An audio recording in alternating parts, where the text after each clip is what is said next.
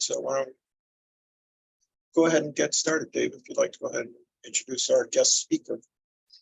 Right. Well, Gleason Rebello is a good friend. He actually came to MGH in 2003 after completing his pediatric orthopedics surgery training in India as the first fellow in the MGH Pediatric Orthopedic Fellowship Program. He did a total of 3 fellowships before ultimately becoming an attending here in 2008. And he has about 29 publications in peer-reviewed journals, but Gleason also writes children's books and writes songs for a band called the Fever Breakers, which you can find on various music places like Spotify, Apple Music, and YouTube. He's developed this talk in his capacity as Vice Chair of Diversity, Equity, and Inclusion and Wellness for the MGH Orthopedic Surgery Department. And so that's kind of a short summary. Oh, thank you, David. Thank you for giving me this opportunity. And Dan, do we have a quorum? Should I start? Please. So for those who do not know me, I'm one of the pediatric surgeons here at MGH. Last year, a year and a half ago, my chairman, Dr. Mitch Harris, asked me to take on the position of Vice Chair of DEI and Wellness. I'd like to thank him for his constant backing, support, and advice. With similar gratitude, I'd like to thank my pediatric chief, Brian Grotko. Both of them have been influential mentors and supported me on this uncharted path. So this is an iteration of a talk that I gave a few days ago at the first Harvard Med School Conference of Administrative Harm, organized by another giant of a man and clinician, Dr. Walter O'Donnell, a pulmonologist who many of you might know. The premise behind organizing this conference was that just as we physicians and surgeons are answerable to patients, peers, hospitals, and even the court of law for any harm caused to a patient, then by the same token, the administration of a hospital should be answerable for decisions that they make that could potentially have harmed the patient. And just to dispel the notion that all we pediatric surgeons do is fix broken bones, there's some other things that we do.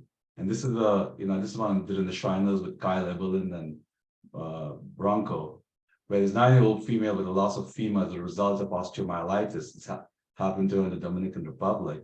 And she eventually came to us, and I ended up doing a rotation plasty for her where I flipped her ankle 180 degrees and connected it to her hip. And this is when she took the first steps in 6 years. This is another 10-year-old from Haiti who came with an untreated clubfoot, and I did a bunch of procedures on her, and that's her walking up. Come from? I came from a place called Goa. It's an ex-Portuguese colony in India. It's also called the Pearl of the Orient because it's gorgeous. And whether the British and the French were fighting a proxy war in India, the Portuguese kind of sealed the alliance with the British by marrying Queen Catherine of Aragon to King Charles II. And the area Queens in New York is actually named after Queen Catherine, for those who don't know. So that's how they sealed the alliance. And then the Portuguese gave Mumbai, a port city like Manhattan, to the British as a dowry. So the British annihilated the French, but they left the Portuguese alone. And then the Indian Army marched into Goa in 1961 and took it from the Portuguese. So that's where I come from. And in the 1960s and 70s, it had an American-Western connection. A lot of Americans were disillusioned with the Vietnam War and the Flower Children. They came over there, and they found all kinds of nudist and drug dens. They overstayed their welcome illegally. I always joke that white people can be illegal too. We should call them hippies. So that this just shows that you can just label and brand people without knowing who they really are. So any person who was Caucasian was called hippie in Goa when I was growing up. So my parents started this hospital in 1975. Both of them were OBGYNs, and they ran a little hospital. So this is in 1975 when they built it, and then this is a picture in 2021. It's called Dr. Ribello's Hospital. There's a hospital that's supposed to inherit, but and take over. But here I am, because America just swallows you up. I lived in a home adjacent to the hospital and watched my parents toil without a break for many years. Now, my dad came from a agricultural family where children were supposed to help with the farm and the enterprise, and he approached the hospital in a similar manner. I wanted to join the Air Force at one time, then I wanted to become a history teacher, an archaeologist.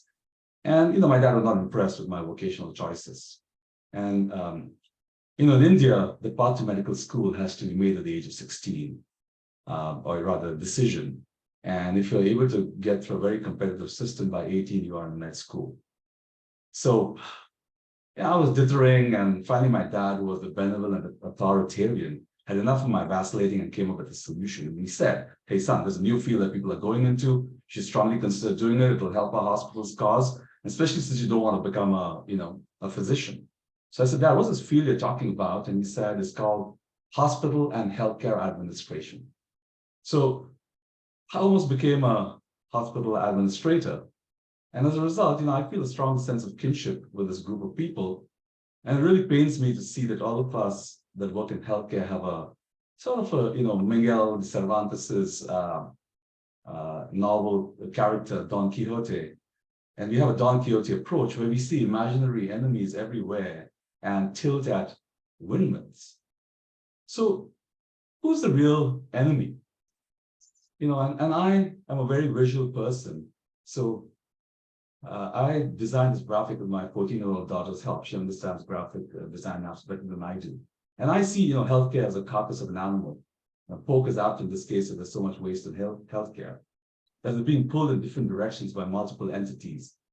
And what I left out of the visual is a clip that we are all going over.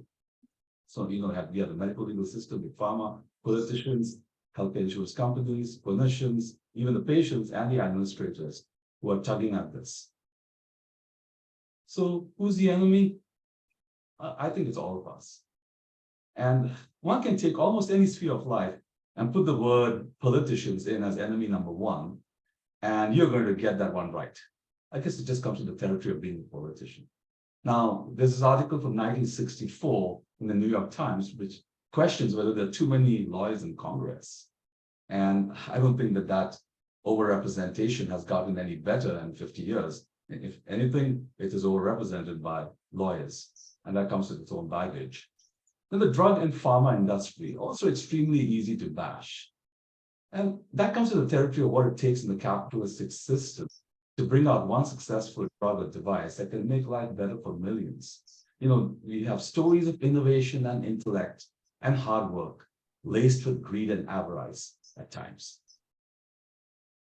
Health insurance companies. Not sure if this group of people can be given a positive spin. All I can say is that they have a thick skin, a very powerful lobby, and they do what it takes for their bottom lines.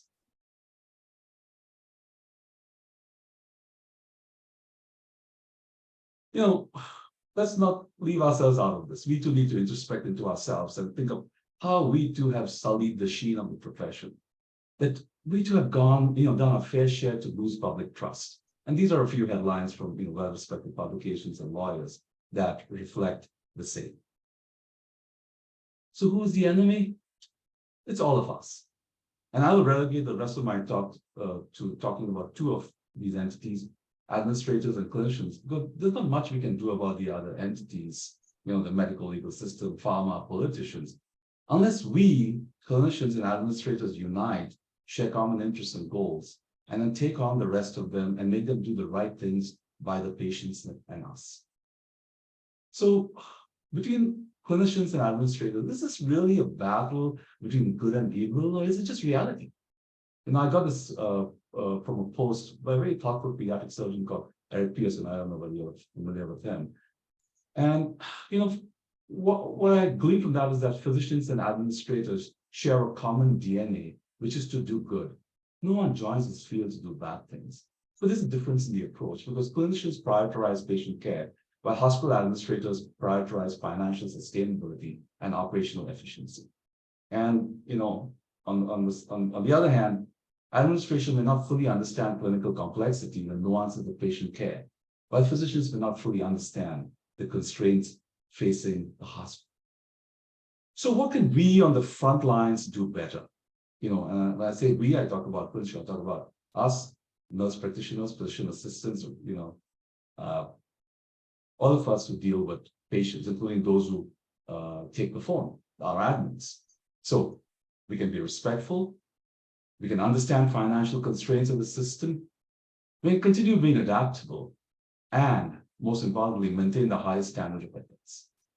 So what are we dealing with? Why are we burning out? Everywhere you turn, you read articles about, burnout. And in my opinion, I think it is because we have good people, we have good administrators, but they are running what I think of, call a narcissistic system. Now, I'm not sure how many in the audience have ever been involved with a narcissist, but basically these are individuals that can never acknowledge satisfaction and constantly move goalposts in relationships. So to illustrate a point, narcissists will say, if you really love me, you will climb that highest mountain, and then you do that. And then they'll say, if you really love me, you will swim the deepest ocean, and then you do that. And then they'll continue and say, if you really love me, you will leap across that widest canyon. So basically, we have a system that gaslights well-meaning people like all of us using patient-centered care as a gaslighting tool. So if you really care for your patient, you will respond to those 20 patient gateway messages. You will do those inane HealthStream modules. You will stay in hospital at 2 a.m. every day. And it just keeps getting added on and on. So, you get the drift. So what can those in administration do better? Start with something as simple as listening. The diamonds are in your backyard.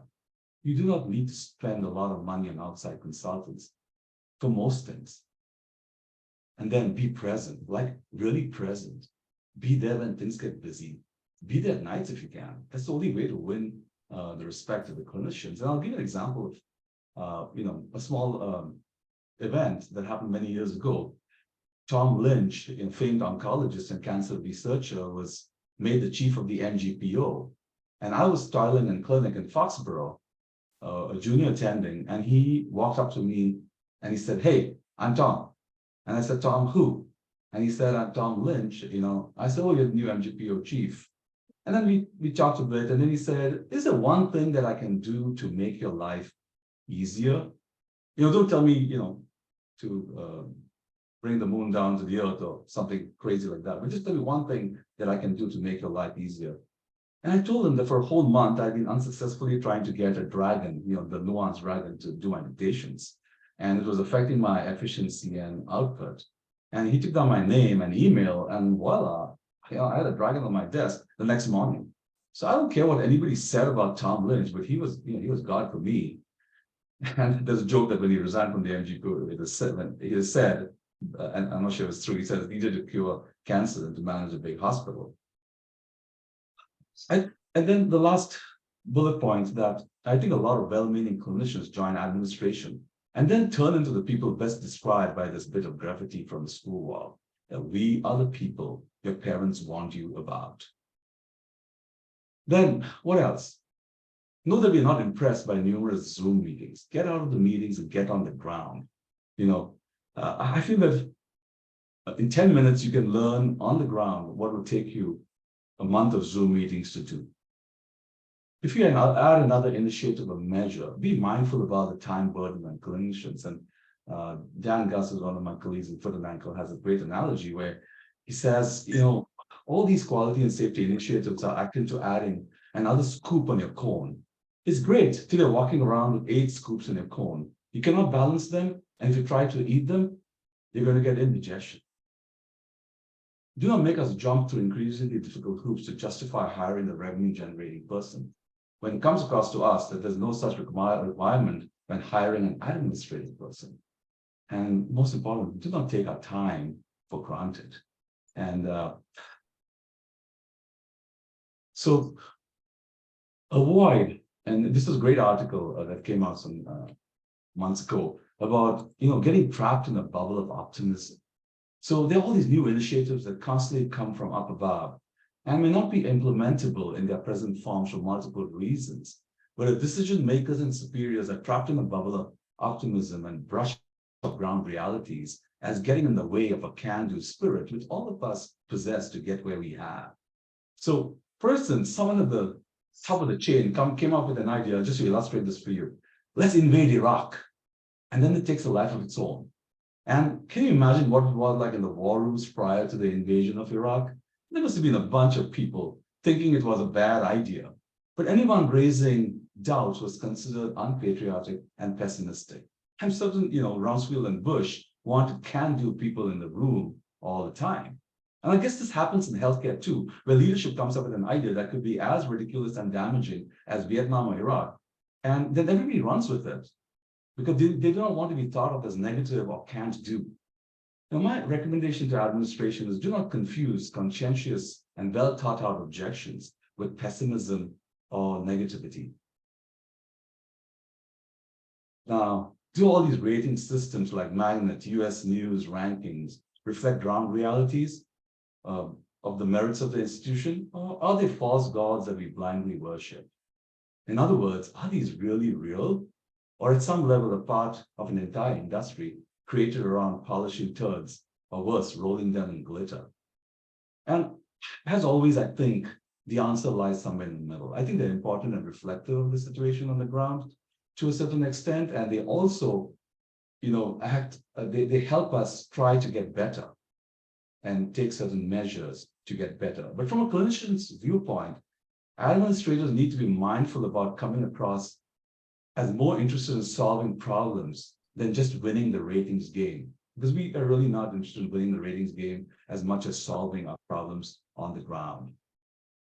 And then I'm going to address the elephant in the room, who hopefully will turn into a dinosaur one day. I think one of the basic tenets of leadership is shared sacrifice. And here we have, and I'm not talking about the MGB, I'm talking about hospitals across the board in America. We have the sad optics of, what I consider oligarchic salary at leadership levels, while everyone else is asked to tighten their belts. Now, I want to also add that I'm neither conservative nor liberal in my political views, and I don't want to bash a group of people.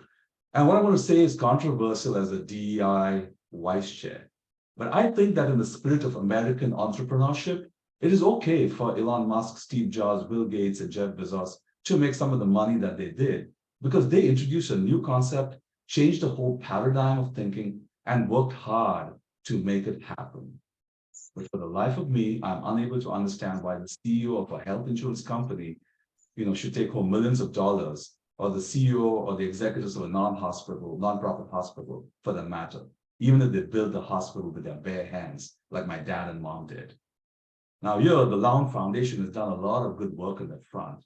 And these are two articles here, where one of them is from Pennsylvania, where eye-popping executive salaries led to these hospitals losing their property tax benefits. So they were, projecting themselves as nonprofit, but because of the executive salaries, the local state government decided to, that the hospital is going to lose their property tax benefits. And then, the North Carolina Treasurer Dale Folwell, he slammed a multi-million-dollar hospital executive pay, and he said, we are seeing a massive transfer of wealth from workers to hospital executives. And then in response, the North Carolina Healthcare Association, said, well, the challenges facing hospital executives demand that they act fast, think outside the box, make difficult and high-stake decisions. And, let's rewrite the narrative here and replace the term hospital executives with hospital frontline workers and reread that. That's a job description, 24/7, 365, challenges demand that we act fast, think outside the box, make difficult and high-stakes decisions. So, where is the equity in thought here? And just a few days ago, one of the California hospital boards eliminated an interim CEO's job at his own suggestion. Just said, I'm just taking a bunch of money that can be used for better things in this hospital. And one of the quotes that he used, he said, there are no sacred cows while we're going through this crisis. And I would add another quotation of Charles de Gaulle, the first president of Free France, to that. He said, "The graveyards are full of indispensable men." So, these are articles that talk about going a step beyond and addressing problems at the level of hospital boards. And unfortunately, I think that's even more complicated than that, though boards would be a good start. Now, both these articles, talk about representation from everyday people and hospital workers, and not just captains of industry and rich, influential people. If anything, the pandemic has taught us that we clinicians, deep down at a very primeval level, are blue-collar workers who interact intimately with a wide swathe of people. And people that make decisions for hospitals that affect both us as well as the people we treat need to reflect on that. So, where are we headed? Healthcare, I think in America has an identity crisis. Some would say healthcare is a right where it should be socialized and universal, because all of us are going to need it at some point in time. Others feel that the capitalistic model to healthcare is important. How are we otherwise going to have innovation or price control? Then, are we an academic institution? Yes, a lot of us derive joy out of that, train the next generation and derive professional fulfillment. And then, are we a corporate entity? And that's also important, because if we have no money, there's no mission. So when there's so many competing interests and identities, the entities with the most power upset the balance in their favor. So where are we headed? Quo vadis healthcare, where are we headed? And I wrote this article on the left-hand side page. I was the anonymous of that, where I wrote an email to David Brown, who I think is a wonderful person and doing his best. And that email I then anonymized and got it published in Kevin MD. And I did it to protect the institution, not myself. I'm clearly stating that I wrote it. And there's another article, Lessons from the Titanic. Is medicine headed for an iceberg? And this article was written by an orthopedic surgeon and primary care physicians who are from the West Coast. So what it really reflects is that people are concerned that we are going in a wrong direction. And like I said, heading down that cliff. I don't know if any of you are familiar with this Netflix series. Over the last few days, my 14-year-old daughter has been forcing me to watch this series called New Amsterdam, which is about the Bellevue Hospital. And in this series, we have Ryan Eggle, the guy with the white coat and blue scrubs, who plays a hospital administrator. And in this role, he solves hospital problems instantaneously. This guy knows his orthopedics, he knows his cardiology, he knows his oncology, he arranges visas for illegal immigrants with a phone call to the mayor. And while watching him, I cannot help thinking that this man should not be wearing scrubs and a white coat. He should be wearing his underwear outside his pants with a cape around his shoulders, because he belongs in the Marvel comic. And the Atlantic reviewed this series, and I think that they actually call it harmful, because if people watch this, they would think that we are capable of solving all their problems instantly. And they ended with this line that if good intentions alone were enough to improve American healthcare, then the problems facing Bellevue and so many other hospitals would have been solved long ago. Addressing medicine's many ills requires acknowledging their complexity. My two superhero surgeon administrators, Dr. Brian Grotko and Dr. Mitch Harris. Brian Grotko needs no introduction. He's a pediatric chief, and Mitch Harris, the chairman of orthopedics. I think that both of these guys lead from the front, and it was very clear to me when they both volunteered to work at the Boston Hope during the pandemic, when when COVID was a thing and people were dying like flies. Both of them have hot heads but warm hearts. So coming back to the visual my daughter created, we cannot do much about the other entities other than work together, administrators and clinicians, for the benefit of the patients. To summarize, academic medicine and healthcare is at an inflection point. Administrators and clinicians have increasingly difficult jobs and challenging workplace environments. All of us need to communicate even more than ever with each other. We need to walk in each other's shoes. constantly. Most importantly, we should not be afraid of having tough conversations, and that's why I'm saying what I'm saying today. But those conversations should come from a place of kindness. And I think that we'll only have power if we all work together. Physicians, nurses, nurse practitioners, physician assistants, medical assistants, nursing aides, and healthcare administrators. We cannot fight this in silos, and we cannot fight this selfishly. A few months ago, or rather a year and a half ago, my 85-year-old practicing surgeon mother broke her hip. And I flew down to India and spent a month taking care of her. And at one point in time, I was changing a diaper with one of the nursing aides. And she, being a very dignified woman, was in tears. And she said to me, son, some jobs require strong brains and some jobs require strong stomachs. Make sure you value and pay the people who use strong stomachs in their jobs. And I ask myself every day, do we value these people enough? And I will risk my case by saying that we as physicians have a moral obligation to lift everybody's boats without tide. We're living in, I'm going to end by saying that we are living in turbulent and historical times. Many of us don't even know it. Times about which books will be written and movies will be made. And it has a character in the movie Munich, another Netflix movie. And this is about a movie about all that happens behind the scenes as World War II breaks out.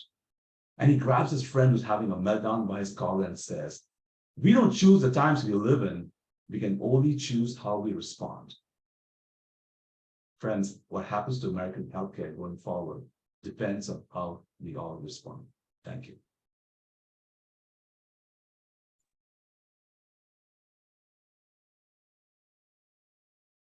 Fantastic talk. Thanks, Gleason. Questions for Dr. Rebello?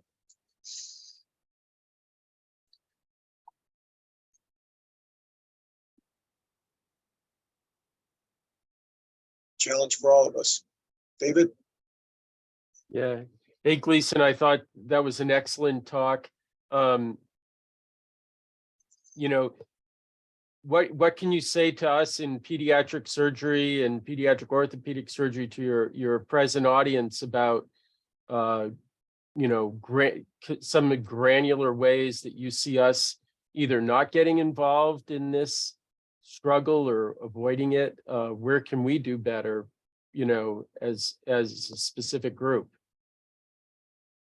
Like I said, I don't think that we can avoid it because, as an academic institution, we have a responsibility to future generations. So I don't think that this is something that we can stay out of. And so we really need to continue to be engaged in a respectful manner, but not be afraid to have, tough conversations in a respectful way. Because, this is a time of great change. And this is the only time that I think that we can move this needle. So we really have to be united. And the other thing that I think is really important is to lift, everybody else's boats with our tide, because we are the most influential people as physicians in a hospital environment. And we need to think about everybody from the janitor, the nursing aide upwards. The problem is that all of us are fighting in silos. And that's why I don't think we're getting anywhere. And like I pointed out in the visual, we're just, tearing at this carcass in different directions. And we need to know who we can align with for the greater good. And at the same time, be, pragmatic.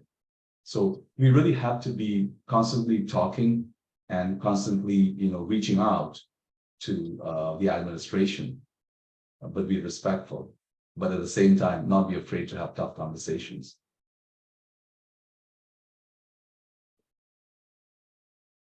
Other questions? Dr. Duhaime has a question. Yeah, Gleason, terrific talk. So I wonder what your thoughts are about how we can understand the administrators better. I tried for 10 years while I was chief to get us a new children's hospital here to try to, do what I thought was improving the care for the kids by having a systematic change in the way we delivered care to children here. That was a big shift, but something that I was promised verbally before I came here was going to happen. And since that time, I've realized that, I couldn't accomplish that goal, which I thought was best for our patients. I've come to understand a little bit more about the administration's point of view, but I really never got to the inner circle where I could really understand sort of the tendency to never say no to ideas, but never say yes. And I'm wondering how you feel we can best bridge that gap to understand their point of view better instead of get more and more frustrated. Thanks for your thoughts. Yeah, that's a great question. Again, I think that the needle has moved. These are the 10 years that you were trying, well, maybe times were different. And now, we can see that. We can see that with the unionization of residents. People are speaking up, and the old power structures are not exactly, holding out. And I think that this is the time that we need to be even more cohesive in our, cohesive and persistent in what we are, in what our goals are, what we want to achieve. Because I think this is the time that we can move the needle.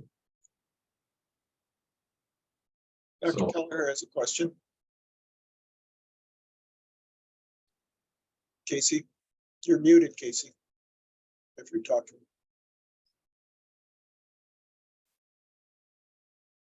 Casey, are you there?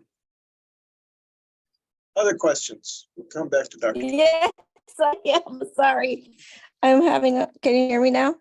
Yes, we can hear you. Hello? Yes, we can hear you. Okay, sorry. Thank you. I'm having a hard time on my phone. Gleason, thank you. I resonate a lot with what you say, and I'm so grateful to have somebody who has a similar thought pattern. I mean, I'm not as great a thinker as you, but I thought that was wonderful. And I'm curious, as somebody who has administrative posts and potentially seeking additional ones in the future, how do you not become the administrator and forget how to be the clinician? How do you, I think that when you become the administrator, you learn things that give you a different perspective. And so it seems like you become another person, but how do you walk the line? I mean, how do you do both? Great question, Cassie. It's a great question. And I think that it's inherently something that it's inherent in you, and it's something that you need to develop, about just being constantly in touch with people. I think that, like I said, get out of Zoom meetings and get on the ground is really what I think will make a difference, because when you are not on the ground, you have no idea, or very little idea what's happening. And what Tom Lynch did for me by just walking up to me and saying, hey, is there any problem that I can solve of yours in the immediate future? And that endeared him to me. So if he told me, that I had to jump in front of a bullet, I think I would, just because he did that. So, leadership is all about getting out there, talking to people, not being afraid, of criticism or of them, venting or airing their problems, and then trying to see how you can do one small thing that makes them feel heard, and then you can build from there. And I don't think that, all across hospitals in America that we're doing that, and that's why we're seeing, knee-jerk reactions like unionization of residents. It's not that they want to unionize, they just want to feel heard, is what I think.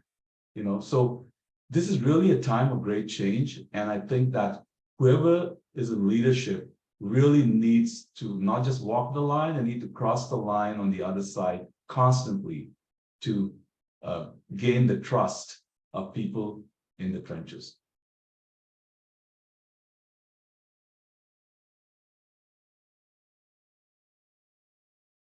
Other questions for Dr. Rebello? Yeah, I have one additional question, Gleason, and that's, can you hear me? Yes. Yeah. Yeah, the question is, you know, if you look at any chart of healthcare expenses that we've all seen over the course of the last decade or more, it's clear, you know, that the cost of healthcare keeps going up in a linear fashion, while the salaries for the actual providers of care to patients, the direct providers, seems relatively flat in comparison. And there's this, it seems from the clinician's point of view, that there's this massive monkey on our backs that we call bureaucracy or administration, and that keeps growing exponentially while we seem to be bearing the burden of carrying its weight. You know, is there anything to be said for somehow paring down administration, going the other way, not more administration, but less? You know, that's an answer that's obvious to all of us, right? You know, what we need to do. But like I said, it's a narcissistic system that constantly enhances itself and just gets, you know, the cat turns into a lion. And that is why speaking up and not being afraid to speak up is really important. But speaking up from a place of, you know, constant kindness, because if we were on the other side, you know, it's about thinking what we would do if we were on the other side, but not being afraid to call it out. And that's what I did today when I talked about, you know, CEO salaries. You know, initially I was worried, should I put that slide up? But I really think that these things that need to be said, and they need to be said not just once, but many times, and again and again and again. So that's where I come from. I think that we need to say these things many times, because these are times of great change, and those in leadership have to understand that and reflect on that. Dr. Lee has a question. Just a quick one. Thank you again, Gleason. I really appreciate it. Always inspired by your lectures and talks. Quick question for you. You know, I think what you mentioned in part is that we need to speak up, and we need to do it not in silos and not be thinking and feeling this way in silence. I was wondering if you had any suggestions as to how we can strategize and you know, solve the collective action problem so that we're actually working together. That's a great question, Sarah. Thank you for saying what you said. Again, it's, you know, I spend a lot of time talking to, you know, janitors, medical assistants. I talk to anybody and everybody. I'll talk to the guy in the elevator who's, you know, the cafeteria worker. And so one of the things he said to me, I met a cafeteria worker, you know, during the time of the pandemic. And I said, hey, you're doing okay? And he said, nope, this was on the weekend. I come to do a case. And he said, nope, I'm not doing okay. He said, and I said, why? And he said, you know, all the rules are being made by people who are working from home, and they don't seem to understand the problems that we have here. You know, and in one line, one sentence, and in a 30-second conversation, you know, if I was a leader, I was able to make decisions. I would have got that from this cafeteria worker. So, but talking to people and finding out, you know, and again, it's all about communication, reaching out, not having you know, oh, I'm a physician kind of a, you know, vibe. But I think that that's what really helps people to open up and get together and solve this problem. I don't see any other way.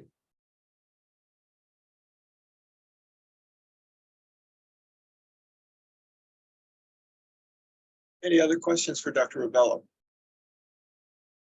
Very thoughtful, thought-provoking conversation and lecture. But if there are no other questions, I guess we should get to work. Maybe we should be kind to our people who are helping clean our rooms and everything today, and make sure everybody's doing all right in this institution. Thanks, Gleason. Thank you, everybody. Thank you, Gleason.